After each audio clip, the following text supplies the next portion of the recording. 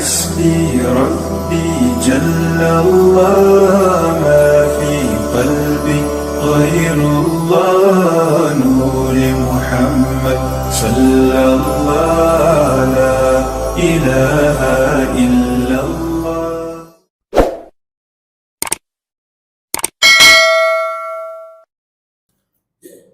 Bismillahirrahmanirrahim. Assalamualaikum warahmatullahi wabarakatuh.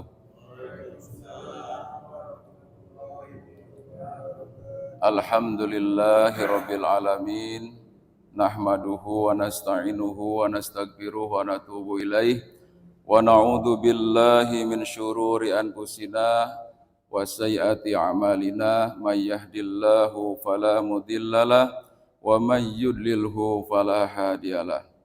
Asyhadu an la ilaha illallah wahdahu la syarikalah wa asyhadu anna Muhammadan abduhu wa rasuluhu la nabiyya ba'dah. Allahumma salli ala nuril anwar wa silil asrar wa tiryakil aghyar wa miftahi babil yasar sayyidana Muhammadanil muhtar wa alihil athhar wa ashabil ahyar adada ni'amillah wa ifdalih amma ba'd. Fa ya ibadallah usikum wa nafsi bitaqwallah faqad fazal muttaqun. Au kama qala ta'ala a'udzu billahi minasyaitonir rajim. Bismillahirrahmanirrahim. Fatazawwadu fa inna khairaz zadit taqwa. Wa fi ayatin ukhra wallahu akhrajakum min butuni ummahatikum la ta'lamuna syai'a. Al-ayat. Hadirin jamaah salat subuh yang dimuliakan Allah Subhanahu wa taala. Mari kita bersyukur kepada Allah Subhanahu wa taala atas karunia-Nya kepada kita semua, baik itu berupa nikmat iman, nikmat Islam, juga nikmat kesehatan, dan paling utama adalah nikmat kesempatan. Sehingga dengan itu kita bisa kembali untuk sama-sama merasakan betapa nikmatnya ketaatan kepada Allah Subhanahu wa taala.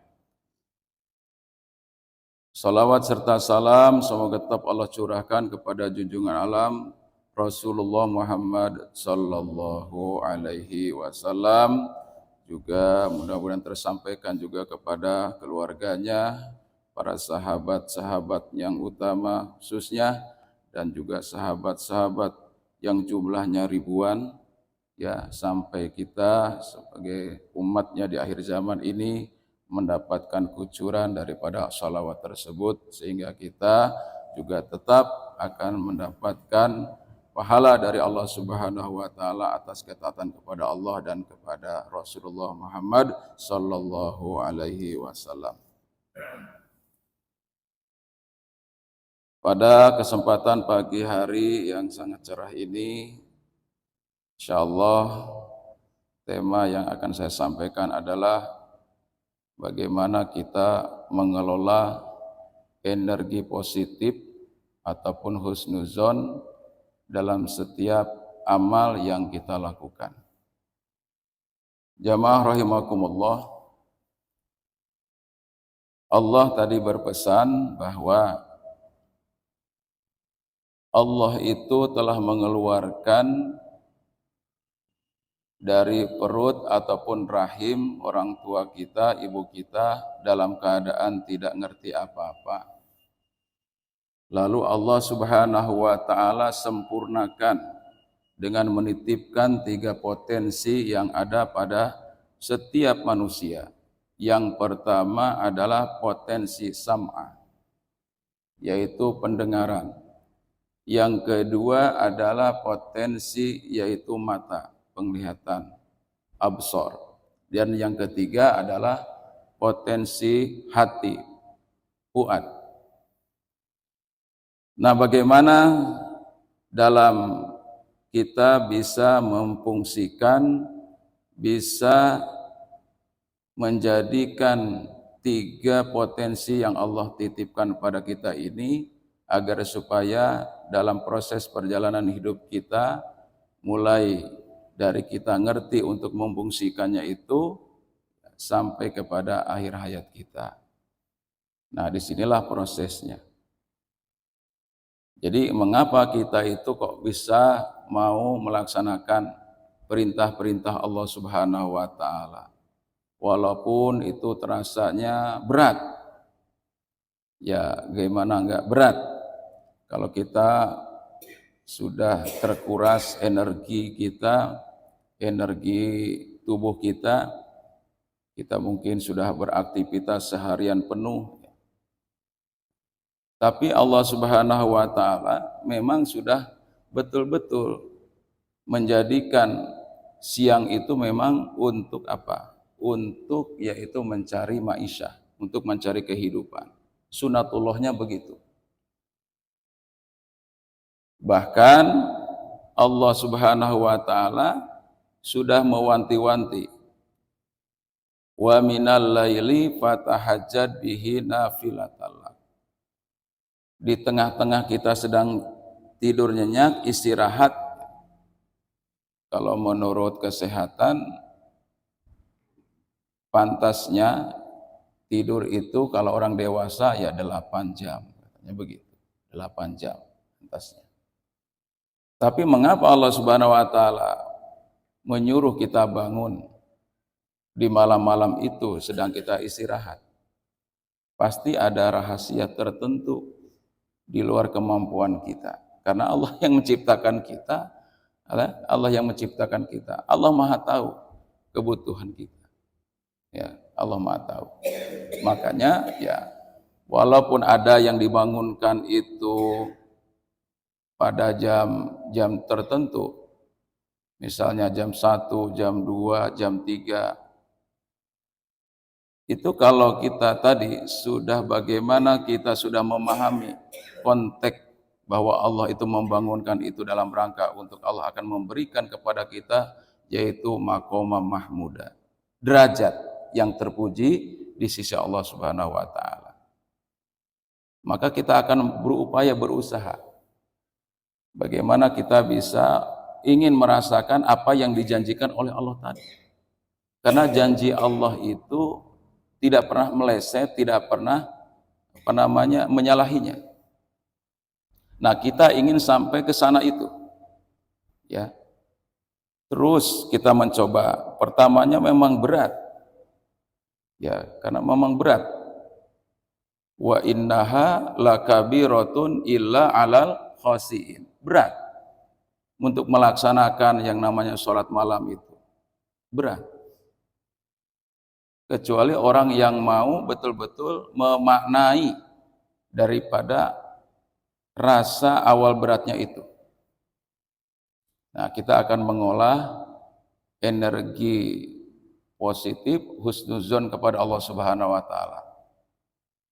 Ya, terus dengan segala kemampuan kita, mulai dari bacaan kita itu bacaan yang kita jelas ya. Ya, sallu kama ra'aitumuni usolli, salatlah kamu sebagaimana engkau melihat aku salat. Artinya di situ apa yang sudah kita dapatkan ilmu tentang salat, bacaannya, mulai dari gerakannya dan seterusnya. Ya, kita baca. Minimalnya kata Rasul, salatlah malam itu minimal 2 rakaat. Nah, itu minimal 2 rakaat. Silahkan ya. Kita punya pasti pengalaman itu. Nah, dari situ terus kalau sudah malamnya sudah ada, oh ini merasakan apa yang dikatakan oleh Allah. Kalau kita banyak mengingat Allah Subhanahu wa taala qiyaman wa qu'udan wa ala junubihim. Baik itu ketika posisi kita berdiri, ketika kita duduk, walaupun kita berbaring. Maka ala tatsma'innal qulub. Ingat, dengan banyak mengingatku ya, maka akan timbul di dalam hati kita itu menjadi tenang. Pertanyaannya, bukankah yang dicari dalam hidup itu ketenangan? Kan gitu. Untuk mencari itu ketenangan itu terus diusahakan. diusahakan. Tapi tantangannya tadi, ya tantangannya apa? Satu, godaan setan. Ya, godaan setan itu sudah nyata. Setan itu adalah innahu aduwwum mubin. Setan itu adalah musuh yang nyata bagi kita. Rasa malas itu iwas wisufi sudurinas yang dihembus-hembuskan oleh setan kepada diri kita. Itu rasa malas. Nah, bagaimana kita rasa malas itu menjadikan tantangan? Ya, menjadikan tantangan. Kalau hidup itu tidak ada tantangan, itu nggak ada motivasi.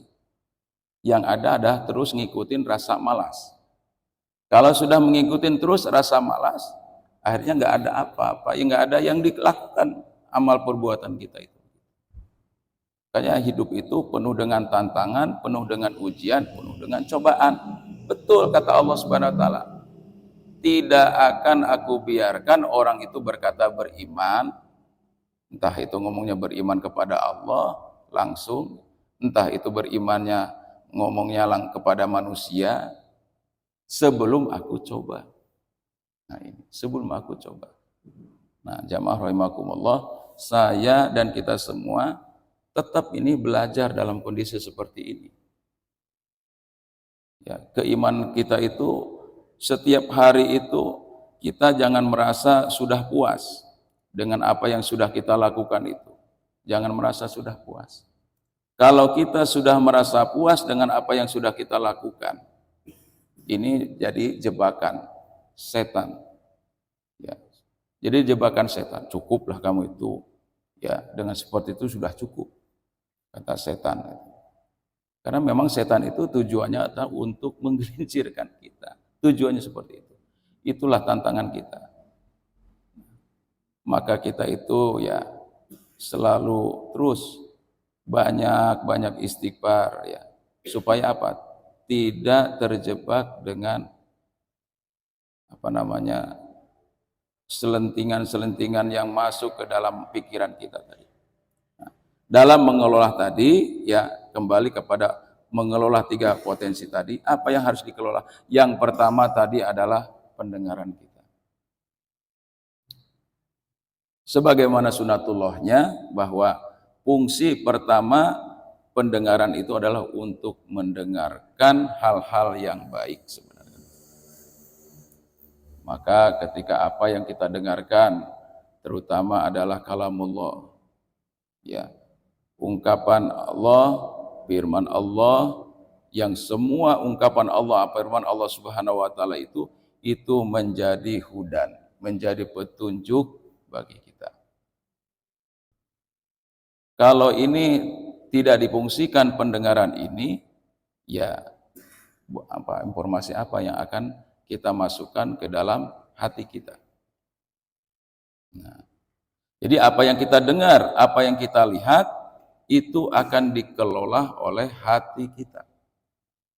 Jadi dalam waktu yang bersamaan 3 potensi itu terus barang-barang, bukan satu-satu, bukan. Seperti sekarang saya menyampaikan ini, Bapak yang mendengarkan, gitu. Ketiga-tiganya langsung berfungsi. Apa yang saya sampaikan ini, ya saya dengar sendiri, saya rasakan sendiri, gitu. Kemudian apa setelah itu yang harus kita actionkan daripada apa yang sudah saya sampaikan ini. Jadi pada perjalanan prosesnya 3 potensi itu bersamaan. Ya. Nah inilah cara mengelola 3 potensi tadi.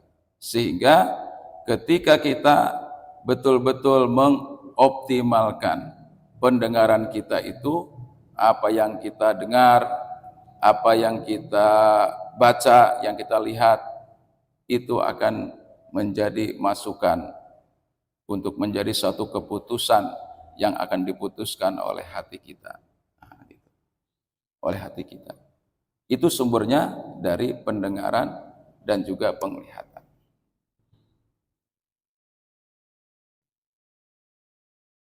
Jadi ini tergantung tadi kepada pengelolaan diri kita.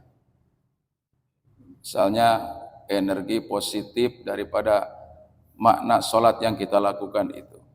Ya Allah, betul, segala problematika hidup setiap kita pasti punya problematika, punya permasalahan. Nah, lalu kita sudah mendengar dan membaca sendiri tentang petunjuk Allah. Inna sholata tanha anil fahsya wal munkar. Sesungguhnya sholat itu mampu mencegah perbuatan keji dan mungkar. Nah, makna dan fungsi-fungsi ini terus kita kelola. Ada lagi yang kita dengar, kita dapatkan, wasta'inu bis-sabri was-shalah. Jadikanlah sabar dan sholat itu menjadi penolong bagi kamu. Wasta'in, jadikanlah. Bahkan kalimatnya jadikanlah. Ya, jadikanlah penolong sabar dan sholat itu untuk menjadikan solusi bagi kamu. Terus kita kelola itu. Nah, seperti apa? Ya, Allah sekali lagi tidak akan merubah nasib seseorang manusia itu kecuali tadi dia sendiri yang mau merubahnya. Dengan seperti apa? Seperti itu tadi. Jadikan semua amal-amal yang kita lakukan itu menjadi wasilah. Menjadi wasilah. Menjadi piranti untuk dalam rangka apa? Menjadikan kehidupan kita di dunia ini benar-benar membuat satu ketenangan. Membuat satu ketenangan. Maka energi kita dalam ibadah secara berjamaah, coba apa yang sudah kita rasakan. Mungkin Pak Sangsang Mengapa Pak Sangsang ini jauh-jauh dari sana? Kalau menurut saya yang paling jauh menuju ke Masjid Nurul Islam ini Pak Sangsang. Kenapa Pak Sangsang mewakafkan, menjadikan waktu-waktunya dia berusaha untuk bisa sholat berjamaah di Nurul Islam? Yang tahu adalah Pak Sangsang sendiri. Mengapa bapak-bapak yang hadir pada kesempatan ini tidak mau ketinggalan sholat berjamaah di Nurul Islam? Gitu ya. Kalau itu hanya sekedar, misalnya, saya ini nggak enak dengan Ustadz Susilo, nggak enak dengan Pak Asep, nggak enak dengan kawan-kawan sekali. Itu ada Pak, manusiawi itu, lintasan-lintasan itu ada. Ada lintasan-lintasan itu.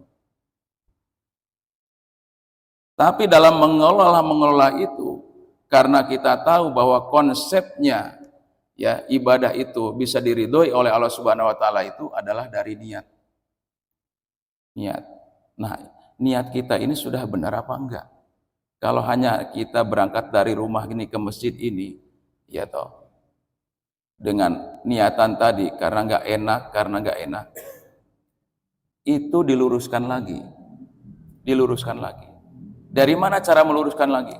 Itu, ini gunanya nih, kuliah subuh, kajian subuh, ini gunanya di sini untuk mengingatkan saya dan kita semua itu di sini ada kajian untuk mengingatkan, karena berilah peringatan, karena seluruh peringatan itu adalah berguna bagi orang-orang mukmin.